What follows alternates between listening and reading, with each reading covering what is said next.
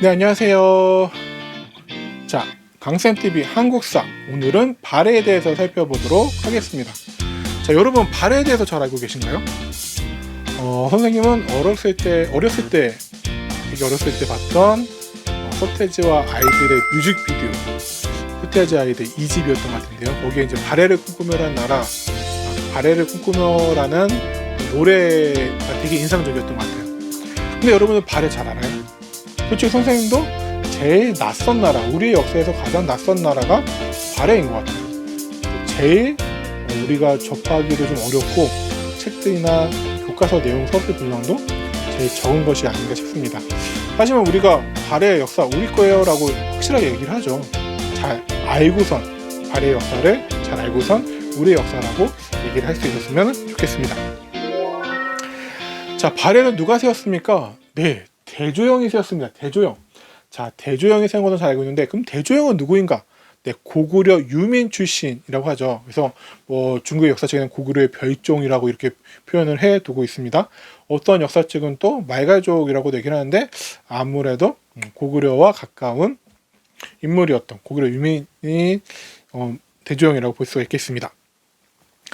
자, 근데 이 대조영은 왕위에 올라 동모산이라는 곳에서 이제 발해를 건국하게 되어지는데, 자, 고구려 유민과 말갈족을 합쳐서 같이 모여서 이제 고구려 유민들만 세운 나라가 아니라 당시에 이제 그 지역에 살고 있던 말갈족과 같이 세운 나라가 되겠어요. 그래서 고구려 유민들과 일부 말갈족의 상층이 지배층을 이루고요. 대다수의 많은 피지배층 백성들은 말갈족으로 이루어져 있는 이중 지배 체제를 구성을 하고 있습니다. 근데 이런 이중적인 모습이 나중에는 조금 안 좋아져요. 예를 들면은 맨 마지막에 이제 발해가 거란에 의해서 멸망당하잖아요.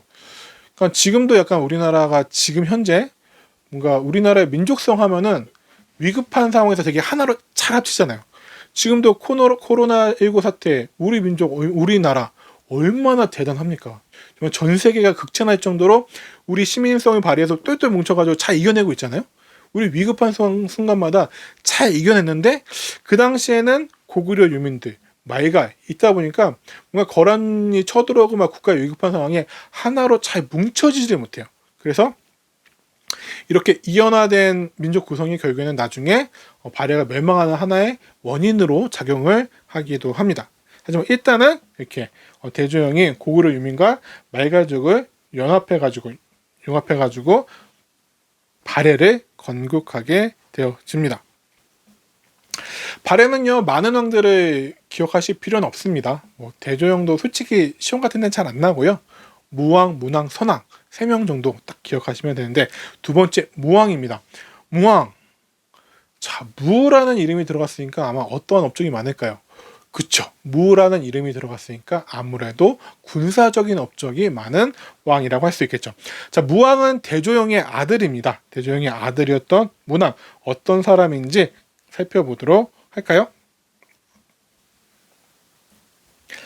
네, 무왕은 이런 사람입니다. 네, 무왕 당과 대립, 산동반동 공격하고 돌고 일본과 연결해서 당 신라를 견제하고 독자적 연호인 이난을 사용했던 인물. 하나하나씩 간단하게 살펴보도록 할까요? 자, 무왕은요, 아까도 얘기했지만 대조영의 아들로 발해의 두 번째 왕입니다. 자, 두 번째 왕이고요.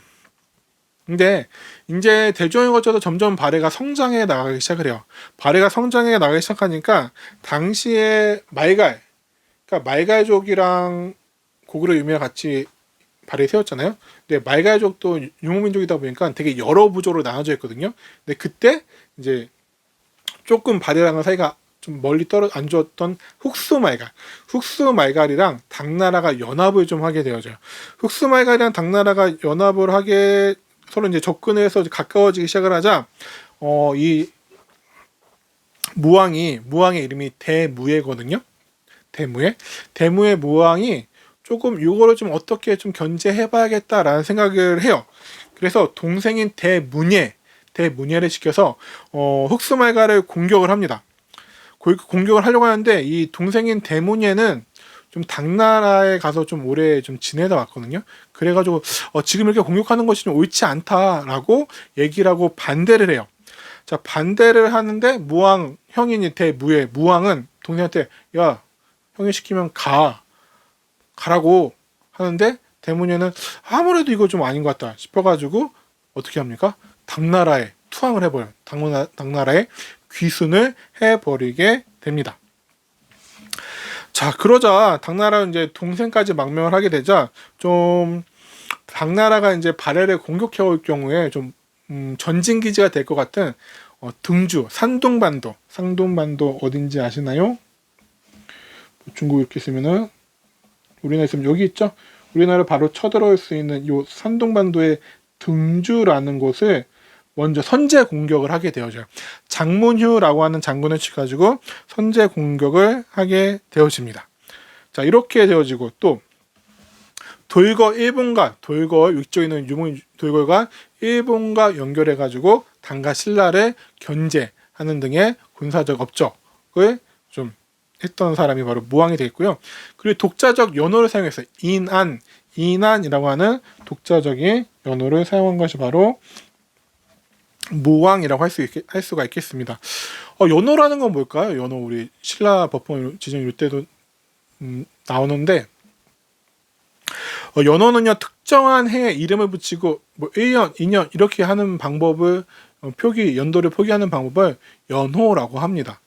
뭐 선생님이 올해 이 유튜브 뭐 어떻게 될지 모르지만 강샘TV를 개설했잖아요. 그러면 이게 강샘TV 올해가 1년, 내년에 강샘TV 2년, 내후년은 강샘TV 3년 이런 식으로 붙이는 걸 연호라고 하는데 연호는 누구만 사용할 수 있냐면은 황제만 사용할 수 있다라고 했어요. 그러니까 독자적인 세를 가진 황제만 연호를 사용하는 것이 동아시아의 가장 일반적인 질서였어요. 그러니까 황제국을 자처하는 나라만 사용했는데 고구려라든지 아니면 신라 이런 나라들 발해 이런 나라들은 독자적 연호를 사용했다는 얘기는 우리는 중국의 영향으로부터 좀 벗어나서 독자적인 나라야 라는 것을 표현하기 위한 그런 하나의 수단이었다라고 생각을 합니다. 반면에 그 이후에 고려 광종 때의 연호를 사용하긴 했지만 이후에 고려나 조선은 계속해서 어디의 연호를 사용해요? 그렇죠. 중국의 연호를 사용하죠. 그러면서 약간 조군과 책봉 관계로 이어지는 약간 형식적인 중국의 속국의 위치에 있게 되죠. 중국의 속국의 위치에 있을 때는 우리나라가 연호를 중국 거에 써요. 하지만 우리도 똑같이 황제 국가야 라는 의식을 나타낼 때는 독자적인 연호를 사용합니다. 그러니까 무왕도 연호를 썼다는 것은 그만큼 독자적인 국가라는 것을 나타내려는 뭔가 의지의 표현이라고 할 수가 있겠습니다. 자, 그 다음은 문왕입니다. 무왕의 아들인 3대 왕이었던 문왕 보도록 할게요. 자, 문이라는 이름이 들어갔네요. 자, 문이라는 이름이 들어가니까 어떠한 업적이 있을까요? 그렇죠. 문물이 좀 융성해지는 제도가 정비되어지는 그러한 시기가 되겠죠. 자, 문왕은요, 무왕에 이어서 이제 왕이 올랐지만, 좀 무왕과는 다르게 당과 좀 친선 관계를 맺기 위해서 노력을 합니다. 자, 문왕의 이름은 대훈문인데요. 대훈문은 왕이 오른 다음에 발해에 내부적으로 좀 안정시키는 것이 우선적인 정책의 목표였던 것 같아요. 그래서 당나라하고 좀 이렇게 우호 관계를 맺기 위해서 상당히 노력을 하게 되어집니다. 자, 그래서 보면은 당과 친선 관계를 수립하고요. 자, 그리고 통치 체제를 정비하기 위해서 당의 문물을 수용합니다. 자, 그리고 신라하고도 교류를 해요. 신라하고 뭐 엄청나게 친하게 지낸 건 아니지만 그래도 왔다 갔다 사신들 왔다 갔다 하는 신라도라고 하는 길, 발해하고 신라하고 왔다 갔다 하는 통로인 신라도가 만들어지기도 합니다. 그리고 대흥이라고 하는 또 연어를 사용을 하기도 하죠. 그래서 이제 당나라 문화를 많이 수용해서 통치체제를 정비하고 이렇게 사업들을 해 나가게 되어지는데, 자, 무조건적으로 당나라의 문화를 수용한 건 아니고요. 발해의 중앙제도, 그러니까 발해의 독자적인 모습들도 어느 정도 지키면서 당나라 것을 좀 선별적으로 수용하는 모습들을 보이게 되어집니다. 그리고요, 이 또 문화가 되게 불교에 많이 관심을 가졌다라고 해요. 그래서 보면 그 문왕의 묘비명 이름이 되게 길어요. 성이 외우지도 못했어요. 대흥, 보력, 효감, 금륜, 성복, 대왕.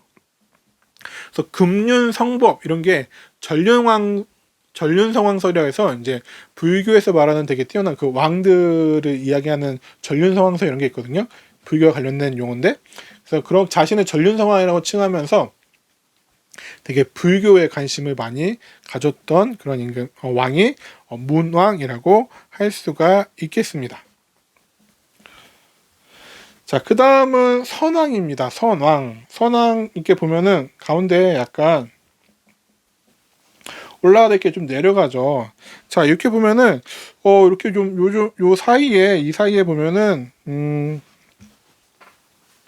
되게 좀 혼란한 시기가 좀 있었다라고 해요. 그래서 약간 4대 왕에서 선왕은 10대 왕이거든요. 10대. 4대 왕에서 9대 왕까지 이 시기에 약간 혼란한 시기를 겪으면서 왕의 또 제위 기간도 이렇게 막 길지 않아요. 되게 짧게 끝나게 되는데, 이제 선왕 때가 되면은 다시 발전을 해서, 선왕을 뭐라 부르죠? 선왕 때의 발해를 해동성국, 그러니까 중국 당나라 쪽에서 그렇게 불렀다고요. 바다 동쪽에 있는 융성한 국가, 그래서 해동성국 이러면서 발해 최대 영토를 확보하는 게 바로 이 시기고요. 말가족 대부분을 복속시키기도 합니다. 또 더불어서 어떤 일들이 있냐면요, 여러분들 발해에 있다가 발해 지방제도 나오는데 오경 15부 62주. 자, 이 체제가 완성되어져 확립되어지는 것이 바로 선왕 때라고 할 수가 있겠습니다. 그리고 또 당가, 일본과 또 활발하게 교류했던 시기가 선왕 시기라고 합니다. 자, 이렇게 해서 우리가 이제 무왕, 문왕, 선왕 이 정도 간단하게 살펴보았고요. 마지막에 거란에서 발해가 멸망하게 되어지죠. 거란에서 912년. 아까도 얘기했지만 고구려 출신들과 그리고 말가족이라는 이중 지배 체제는 결국에는 거란이라는 이런 상황 속에서 결국에는 지배층 안에서도 또 내분이 일어나게 되어집니다. 그래서 하나로 잘 뭉쳐지지 못하고 국난을 잘 극복하지 못하고 망하게 되어지죠. 그리고 상당수 유민들, 발해 양자를 비롯한 대강령을 비롯한 유민들이 고려로 들어오게 되어집니다. 자, 그러면 통치체제를 좀 보도록 할게요. 발해의 통치체제를 보도록 하겠습니다. 자, 발해의 통치체제는 삼성육부입니다. 이 삼성과 육부는 당나라의 통치체제예요. 그래서 당나라 통치체제를 본받아서 문왕 때부터 이제 당나라 친선관계 맺으면서 문물 받아들이기 시작했죠. 자, 그러면서 당해제들을 수용합니다. 근데 당나라 것을 그대로 받아들이느냐? 그거는 아니에요. 그래서 당나라 제도를 받아들이면서도 어떻게 우리나라 실정에 맞게 독자적으로 운영했다라고 되어져 있습니다. 그래서 이렇게 보면은 정당성, 상서성, 중대성, 중정대, 문정원 뭐 이렇게 돼 있는데 요거 하나씩 발해의 기구들 하나씩 좀 살펴보도록 하겠습니다. 자, 정당성 같은 경우는 옆에 이제 괄호칭은 상서성 이렇게 돼 있죠. 이거는 당나라의 관제, 당나라의 이름이에요. 당나라의 관제 이름은 상서성인데 발해는 똑같이 쓰지 않고 정당성이라고 했습니다. 그래서 요거 역할을 행정을 총괄하는 역할을 하는 것이 정당성이 되겠고요. 자, 그리고 선조성, 당나라의 이름은 문화성인데 이 선조성에서는 어떤 것들을 하느냐? 자, 왕명을 출납했다라고요. 왕명, 비서 같은 역할이라고 볼 수 있을까요? 자, 그리고 중대성은 정책을 수립했다. 정책. 자, 이런 역할을 했고요. 중정대 같은 경우에는 관리 감찰. 잘하나 못하나 하는 거죠. 어사대, 우리 암행어사 이런 것도 들어봤죠? 자, 문정원은 비서성, 그래서 문정원 문서 관리 이런 것도 담당했고요. 주자감은 국립학교 되죠. 이렇게 했고요. 그리고 정당성 밑에는 행정을 담당하는 이제 육부가 있는데 우리가 흔히 2호 예병 현공에서 6개 부를 얘기하는데 이 발해는 약간 아까도 얘기했지만 독자적으로 수용했다고 했죠. 그래서 2호 예병 현공 이걸 그대로 가져오지 않고 약간 유교의 영향을 받아서 충부, 인부, 의부, 지부, 예부, 신부 이렇게 세 개 나눠져서 좌사정, 우사정, 이원적 구조로 이루어졌다는 게 좀 더 특이한 점이라고 할 수가 있습니다.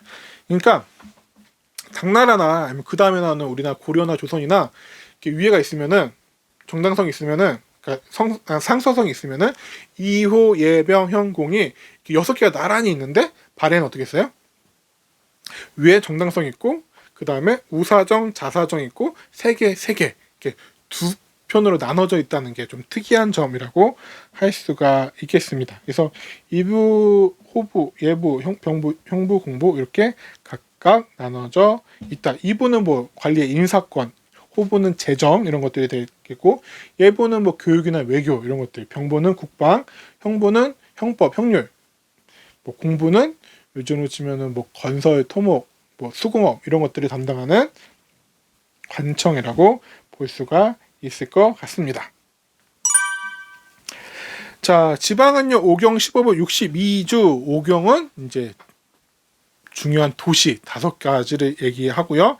15부 15개, 요즘 지금 경기도, 이런 충청남도 이런 게 되겠죠. 62주로 각각 나눠져 있고, 지방에는 도독과 자사 등을 파견하기도 했는데, 근데 워낙에 말단 지방에는 말갈족들이 많다 보니까 말갈족 출신 족장들이 촌들은 좀 다스리는 그런 형태로 이루어져 있습니다.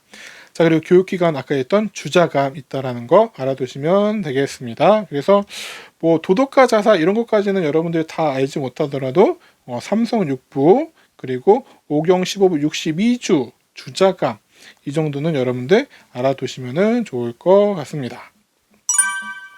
자, 그리고 발해하면 또 중요한 게, 발해 우리가 알다시피 고구려를 계승했다라고 하죠. 그래서 고구려 계승 의식을 여러분은 좀 잘 알아두셔야 될 것 같습니다.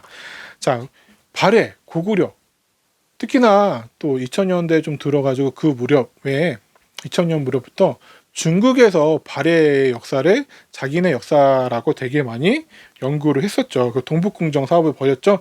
지금은 일단은 사업전은 종료가 되었지만 여러 가지 측면에서 보면은 계속해서 조금 문제가 되는 부분들도 가끔씩 있더라고요. 자, 그래서 이제 우리가 주장하기론, 그럼 발해가 어떤 면을 봤을 때 고구려를 계승한 나라인가를 우리도 이야기를 할 수 있어야겠죠. 보면은 일본의 국서 외교문서를 보냈는데 거기에 고구려 국왕이라는 표현을 썼어요. 그러니까 발해 왕리 자체가 자기네가 고구려를 이어받았다라는 것을 문서에 남기고 있습니다. 그리고요, 고구려 문화하고 상당히 유사해요. 그래서 우리나라의 자랑스러운 문화유산 중 하나인 온돌, 바닥을 데피는 온돌이라든지 아니면 모주림 천장. 자, 모주림 천장은 이제 무덤 양식이거든요. 그래서 뭐 정해공주묘,